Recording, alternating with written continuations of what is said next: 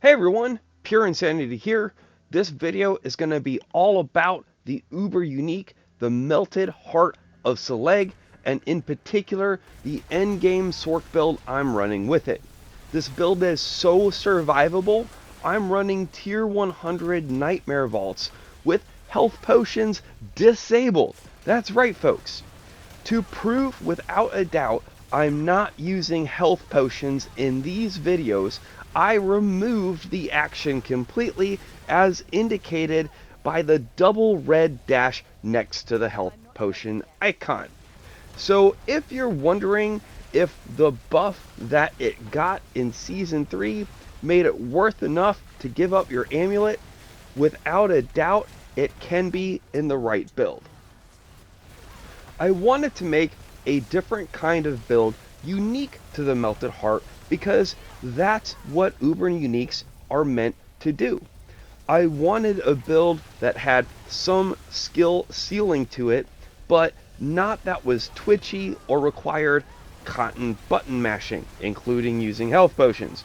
I wanted it to be as easy to play in tier 100 nightmare dungeons and nightmare vaults as it is for farming hell tides or summon bosses.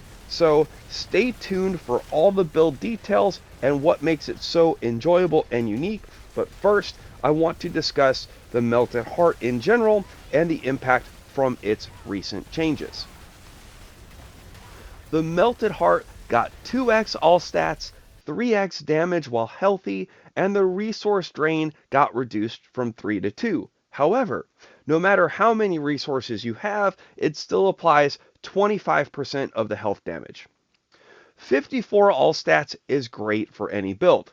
It's a 5x multiplier for your main stat, and it will help get Paragon Board rare node bonuses. 105% damage while healthy is insane, but maintaining 80% health can be very tricky for a lot of builds. That said, since Melted Heart is draining resources instead of health primarily, it is indeed a lot easier to stay at healthy status. The catch is it can leave you without resources to cast damage. This is why it won't work for a lot of builds, no matter how survivable it can make you. And because it's still registering 25% of the damage, it means you can still get one shot by a few things, mostly environmental. You can survive the Drifting Shade, Volcanic, and Death Pulses now, or a lot better, but Blood Blisters and other death explosions will still one-shot you. Which brings us to the ultimate question. Is it worth it? The new changes are definitely better, but since it can't prevent all one-shots at tier 100, I'd say it's not worth it for long-range builds. For close combat builds, it absolutely can provide a blend of survivability and damage that does make it worth it. In the case of the Ball Lightning Sorc, there are some huge synergies that make this uber unique worth it, but it's a different set of balls. And I wanted a different set of balls. Uber uniques should make a build different, so I set out to use the synergies to make a new build with different skills and mechanics. On that note, come along with me on my build crafting journey to find out why this build is so fun to play. I disabled health potions to fine-tune the build to find out what changes really made it most survivable. It can be hard to tell with a powerful build when hitting a health potion occasionally solves all your defensive problems. In a way, you can look at this like a Dark Souls Elden Ring type challenge. And I think it's a message the Diablo 4 community needs to hear, because it's mostly obsessed with running the same type of meta builds that make every class the same type of gameplay. Godslayer, Tibalt's Will, Flicker Step, etc. They're very powerful items, no doubt, but games are about having fun, not being bored doing the same mechanics over and over again.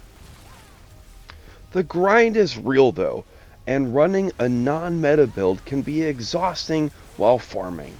So that's why I set out to make a build requiring as little button mashing as possible. The Melted Heart Ball Lightning build makes this possible while still being very powerful. builds do require skill to be really fun, in my humble opinion.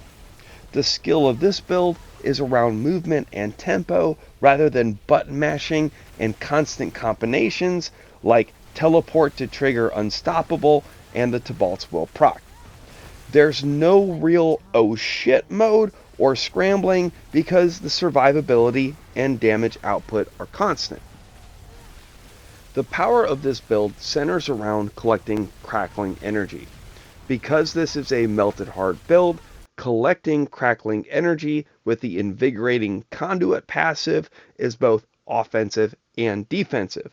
Offensive because it allows you to cast more ball lightnings, and defensive because resources are effectively health. And unlike health potions, you don't need to break your actions and tempo to replenish your health.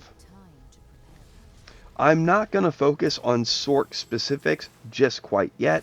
The message I want to emphasize is builds with Uber Uniques that actually change the game need to be approached in new, non-meta, and unique ways.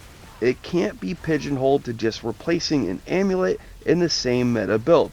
I'm confident there is more build potential with Uber Uniques out there and with other classes. Getting back to the value of the Melted Heart, because it is more defensively oriented and amulets are typically more offensively oriented, there's two things that you need for it to be viable. One, it has to have enough defensive value to the build that you can spec more in offensive skills or offensive paragon nodes. Two, it has to have offensive synergy. Requirement number one is why long-range builds aren't going to get a lot of value from the Melted Heart. Those builds don't need to worry as much about things like death pulses and are generally more survivable at tier 100. Requirement 2 means the build has to have some sort of synergy with movement speed. All stats, damage while healthy, and resource generations are great for most builds.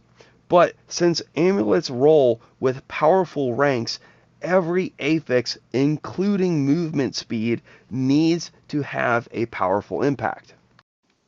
For sorcerers, movement speed synergizes with the Isu's heirloom boots. Not only does movement speed increase crit strike chance, but Isu's heirloom has mana cost reduction as well.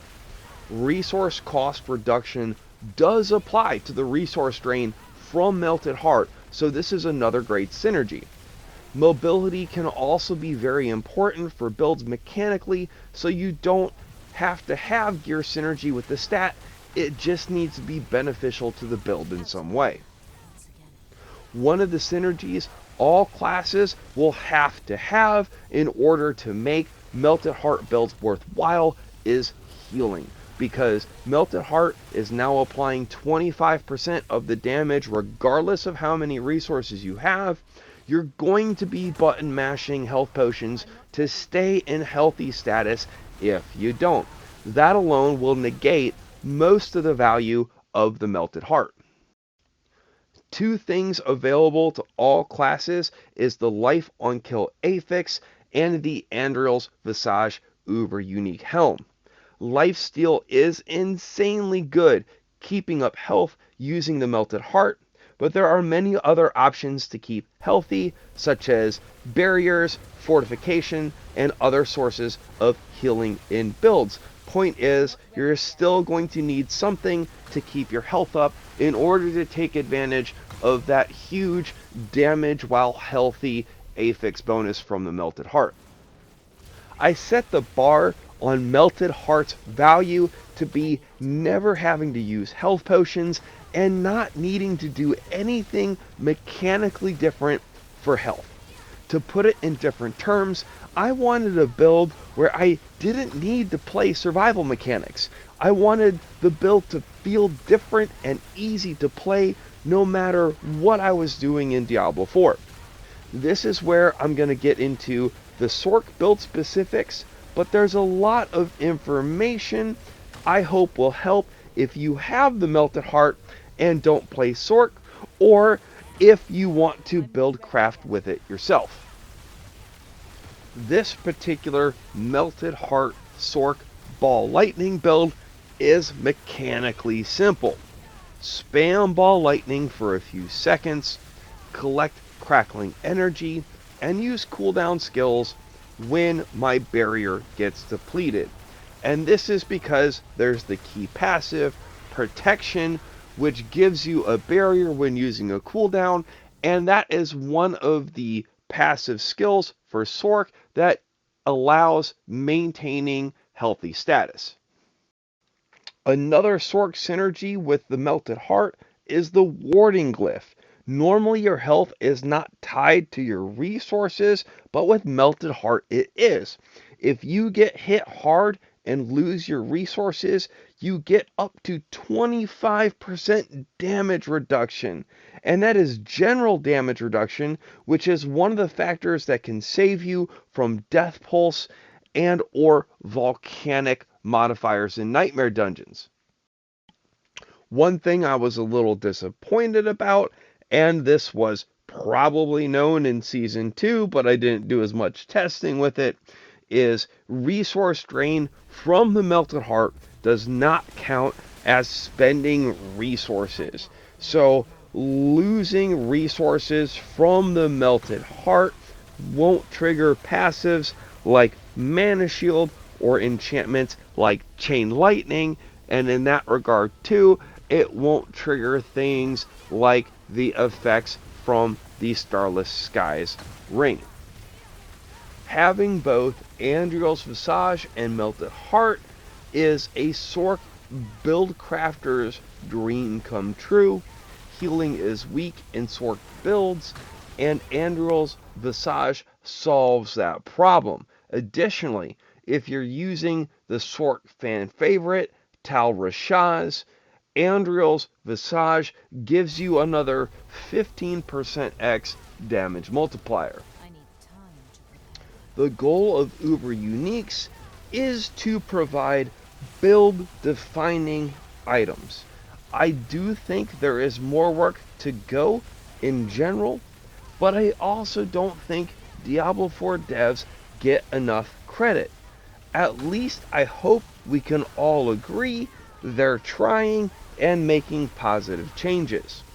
This build is using conjurations, the Frost Orb enchantment, and the Elementalist aspect, which is very different from traditional Ball Lightning builds.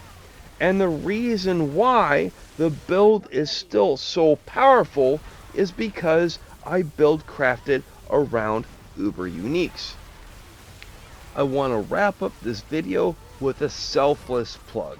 I do hope you enjoyed the video and got a lot of information about the Melted Heart, but if you want a full breakdown of the build I used, please give me a like, a comment, or a subscribe. I'm sure you can tell by my immense 50 or so subscribers, but this is not my full-time gig, and that will let me know it's worth it to create the next video. Regardless if you use the Melted Heart or this build, I challenge you to take up the Disabled Health Potion Challenge. And you know what? If you come up with a better build or something else, hey, please comment, post that build, let me know. I'd love to see that. And folks, until next time.